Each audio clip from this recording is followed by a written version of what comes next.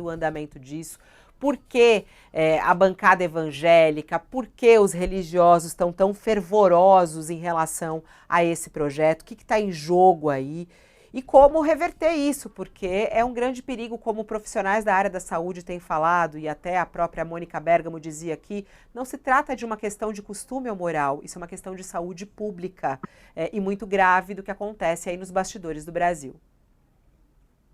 Esse projeto, Fabiola, ele não é um projeto sério porque ele não tem como objetivo regrar o que ele diz querer regrar, que é a questão do aborto.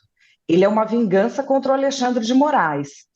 E ele tem uma técnica jurídica estapafúrdia, que é a de você inventar coisas. Então, vamos dizer, a pessoa que é contra o aborto, eu sou contra o aborto, mas eu não sou a favor de equiparar aborto a homicídio. De onde tiraram isso? Em que outro país você equipara aborto a homicídio? Aborto é aborto, homicídio é homicídio. Não existe como você ter uma técnica jurídica boa, dando às coisas uma definição diferente da realidade. A outra questão é a seguinte: qual seria o impacto deste projeto na sociedade? Isso não tem uma análise. O que acontece aqui?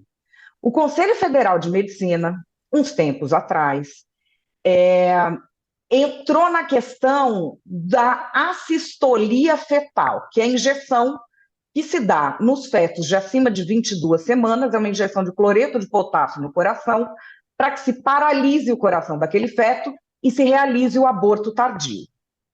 Aí o ministro Alexandre de Moraes deu uma liminar, liberando isso de novo. E daí começou uma discussão que foi muito forte em redes sociais, entre os parlamentares, mas passou fora do radar da imprensa.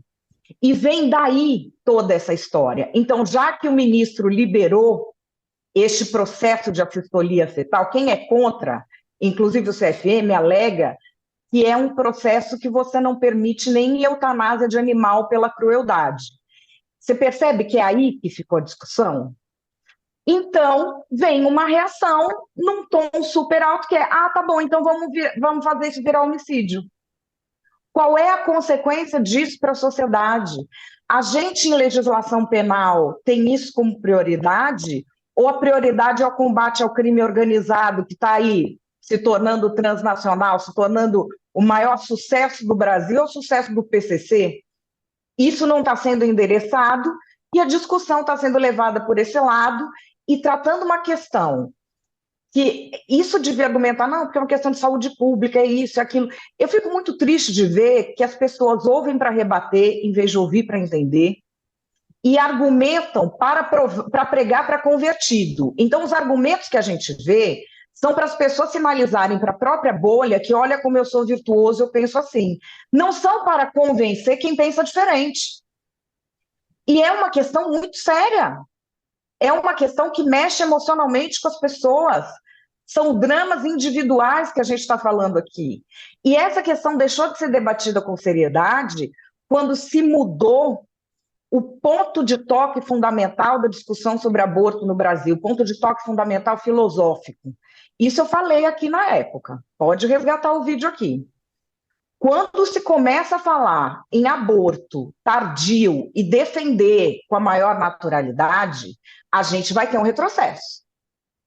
E a gente vai ter cada vez mais retrocessos, porque qual é a discussão que sempre pautou o debate brasileiro sobre aborto?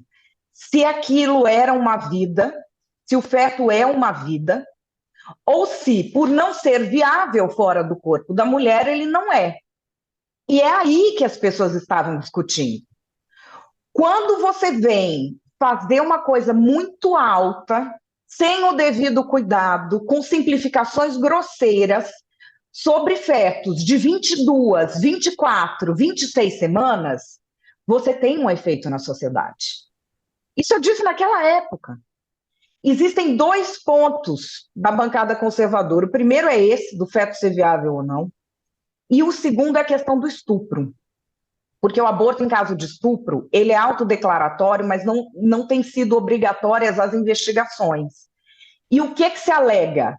Se alega que, em alguns casos, isso pode ser utilizado contra a mulher que foi estuprada. Porque você comprovar um estupro não é uma coisa fácil. Pode chegar na hora H e o estupro não ser comprovado. Então, aí ela vai ser responsabilizada porque não comprovou o estupro, compreende? Só que, de outro lado, isso quer dizer também deixar o estuprador livre.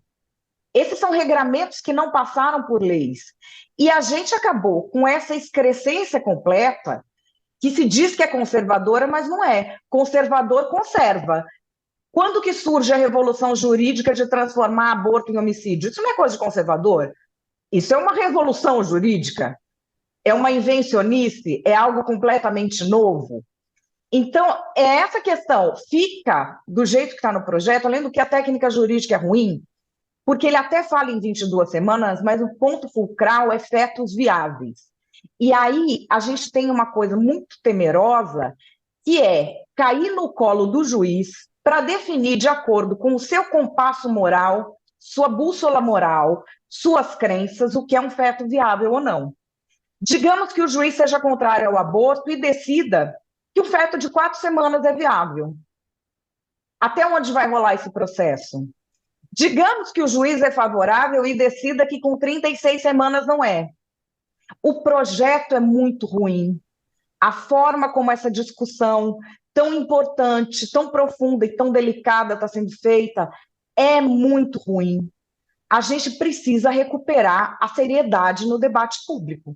Essas discussões não podem ser feitas assim. E isso é mais um produto dessa eterna judicialização de tudo, de partido ir buscar na justiça uma reparação e de ficar rivalização de ministro do STF com o Congresso. Deságua até nessas questões que são tão importantes para as pessoas que mudam vidas, né, Fabiola? Infelizmente. Muito boa sua análise, pessoal aqui elogiando, Madar. É extremamente importante, principalmente você que já se posicionou várias vezes aqui, que é contra o aborto, mas você falando sobre o absurdo desse projeto e o que está por trás desse jogo. E o mais importante, essa história da comunicação, né, que você entende tão bem, essa comunicação das redes, e ver como as pessoas perdem no debate porque não estão sabendo debater e explicar e usar as informações corretas, falam somente para os seus seguidores e para a sua própria bolha e não conseguem falar com a outra bolha. E essa é a grande dificuldade do nosso país nesse momento, né? A esquerda que está histérica com esse projeto não consegue argumentar de maneira que a sociedade entenda. É muito maluco, é muito forte isso.